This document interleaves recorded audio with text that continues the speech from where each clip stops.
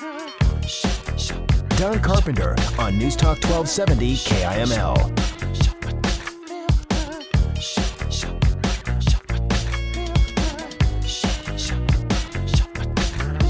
News Talk 1270 KIML. Don Carpenter Show. Actually going to do something a little bit different since we only have a few minutes left before the bottom of the hour break, and we're going to get Linda Whitus in here to talk a little bit about the Dad and Daughter Ball coming up February 28th. Tickets are already on sale, and I think there's something like half gone already, or pretty close to it. So you're going to have to hurry to get your tickets on that one. We'll have Linda in here in just a few minutes. I wanted to talk a little bit about the reaction to this new movie, American Sniper, Clint Eastwood's new movie. It's about the life of Chris Kyle. Of course, he was a highly decorated sniper in Iraq and Afghanistan. He wrote a book about it called American Sniper. The movie's based on his book, so it's his recollection of how things went. And the movie is huge. I mean, it was expected to do well. I mean, I think it cost $60 million to make, which is not a lot of money by Hollywood standards.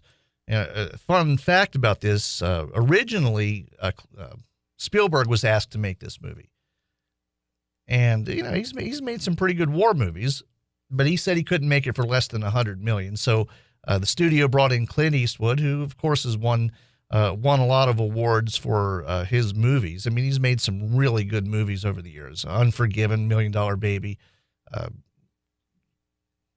bunch of other, Gran Torino, another good one. He's made some great movies. So Clint Eastwood was brought in, made this movie for $60 million. The first weekend, it did, I think it did $105 million in its first weekend, which is the largest weekend for January ever. January is generally a slow month for movies, but $105 million is a good opening weekend any weekend, especially for a movie that cost $60 million. The rule of thumb is for total budget for a movie, what it actually costs to make and promote and distribute a movie.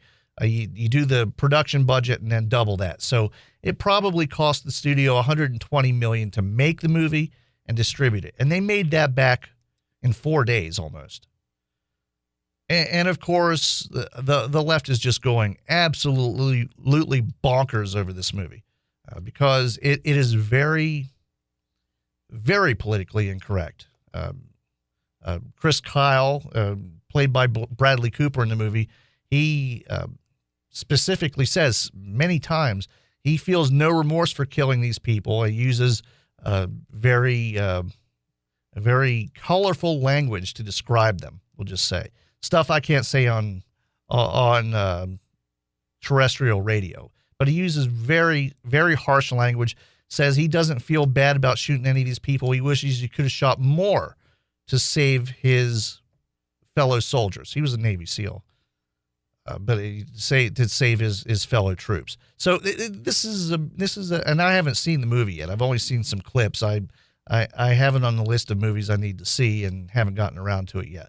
But it's nominated for Best Picture. Bradley Cooper's nominated for Best Actor. There's a lot of talk that he might win. I mean, he put on 40 pounds for the part, picked up a Texas accent. I mean, he's dead on. I mean, I've seen interviews with Chris Kyle, and Bradley Cooper's dead on as far as the performance. So it's doing well.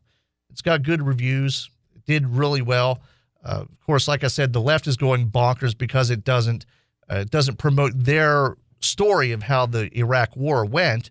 So Michael Moore decided to weigh in yesterday on Twitter of all places, and Michael Moore has a history of posting things online.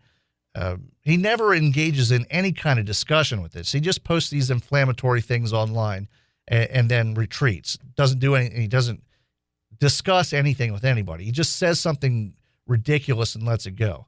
So here's his statement yesterday. Says his uncle was killed by a sniper in World War II. We were taught snipers were cowards.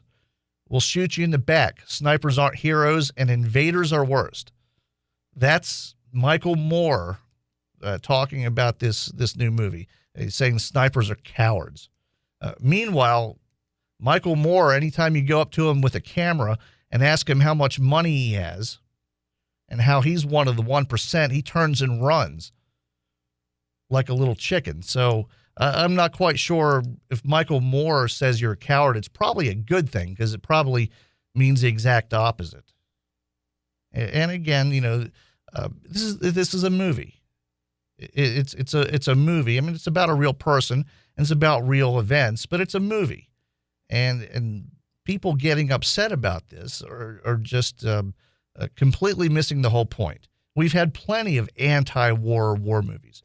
All you have to do is look back, look at Platoon, or even Full Metal Jacket.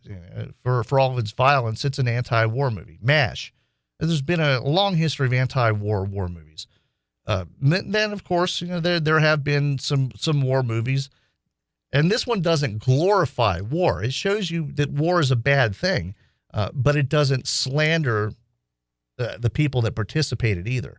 It's along the tradition of war movies like Saving Private Ryan, which was for as liberal and left wing as Spielberg is, he did a good job telling a story with Saving Private Ryan about the heroism of the American troops, and this is just another example in that long history of movies that honor the heroism instead of like Michael Moore say, glorifying cowards. Snipers aren't cowards.